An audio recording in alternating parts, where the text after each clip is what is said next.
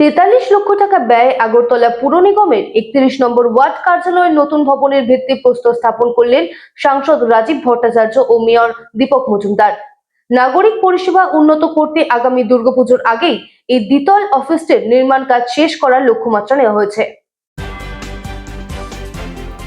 শুক্রবার 31 নম্বর ওয়ার্ডের নতুন অফিস গৃহের ভূমিপূজন ও ভিত্তিপ্রস্তর স্থাপন অনুষ্ঠিত হয়। 43 লক্ষ টাকা ব্যয় 11 স্কয়ার ফুটের দ্বিতল ভবন নির্মিত হয়, যার কাজ আগামী দুর্গাপুজোর আগেই সমাপ্ত হবে বলে জানানো হয়েছে। পুর নিগমের বেশ কিছু অফিস বাড়িগুলি জরাজীর্ণ অবস্থায় পড়ে আছে, সেগুলিকে সংস্কার করার লক্ষ্যে ইতিমধ্যে 15টি নতুন ওয়ার্ড অফিস নির্মাণের লক্ষ্যমাত্রা ধার্য করা হয়েছে। ইতিমধ্যে কিছু কিছু ওয়ার্ড অফিস নির্মিত হয়ে গেছে, বাকিগুলি নির্মাণ করা হলে নাগরিক হরিসভা প্রদানে সহায়তা হবে বলে আজকের অনুষ্ঠানে বক্তারা তাদের বক্তব্যে উল্লেখ করেছেন। আজকের এই অনুষ্ঠানের উপস্থিত ছিলেন সাংসদ রাজীব ভট্টাচার্য, তাছাড়া উপস্থিত ছিলেন মেয়র দীপক মজুমদার, কর্পোরেটর অভিজিৎ মল্লিক, বাপি দাস, অঞ্জনা দাস সহ অন্যান্য ব্যক্তিত্বরা। ব্যুরো রিপোর্ট, রাতের নিউজ নেটওয়ার্ক। যে স্মার্ট সিটির আওতায় বিভিন্ন জায়গায় কাজ চলছে, কাজের জন্য আমাদের এটা নাগরিক পরিষেবার কিছুটা বিঘ্নিত হচ্ছে, বিভিন্ন জায়গায় তো জাম হচ্ছে বা বিভিন্ন জায়গায় রাস্তা কাটাকাটি হচ্ছে, কিন্তু এটা পার্মানেন্ট একটা সলিউশন। আগরতলা শহরকে সুন্দরায়ন করার জন্য এটা পার্মানেন্ট সলিউশনের দিকে আমাদের সরকার কাজ করছে। সাময়িক কষ্ট হয়তো হচ্ছে, কিন্তু তার পার্মানেন্ট সলিউশনের জন্য আমাদের সরকার সেই দৃষ্টিকোণ রেখে কাজ করছে।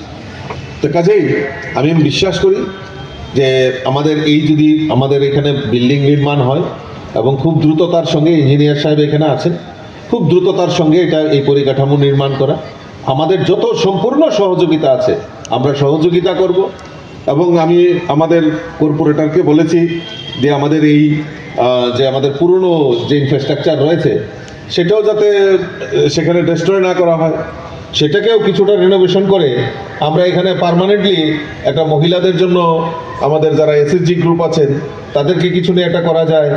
আমাদের সেলাই প্রশিক্ষণ কেন্দ্র 31 নম্বর ওয়ার্ডে একটা সেলাই প্রশিক্ষণ কেন্দ্র ইত্যাদি করা যায়। যেহেতু আমিও এমপি রয়েছি, আমারও এমপিএলএড ফান্ড থেকে এটাকে কিছু একটা রিনোভেশন করে সেখানে একটা সেলাই কেন্দ্র বা সামাজিক কর্মসূচি, আমাদের মহিলাদের রোজগার, কারণ আমাদের সরকার, আমাদের মুখ্যমন্ত্রী যেটা বলছেন যে মাননীয় কর্পোরেটর পিন্টু রঞ্জন দাস মহোদয়, মাননীয় কর্পোরেটর শ্রীমতী মণিমুক্তা ভট্টাচার্য মহোদয়া, মাননীয় কর্পোরেটর শ্রীমতী সীমা দেবনাথ মহোদয়া সহ যারা এই এলাকার অভিভাবকরা, স্বজনেরা উপস্থিত আছেন, গুণীজনেরা এবং আগরতলা পৌর নিগমের আধিকারিক, বিভিন্ন কর্মচারী, সাফাই কর্মী বন্ধুরা এবং উপস্থিত এখানে অনেক গণ্যমান্য ব্যক্তিরা উপস্থিত আছেন এবং আমার সাংবাদিক বন্ধুরা, প্রত্যেকেই আগরতলা পৌর নিগমের পক্ষ থেকে আজকের এই শুভ মাঙ্গলিক অনুষ্ঠানে আপনাদের স্বাগত, শুভেচ্ছা এবং ধন্যবাদ জানাই।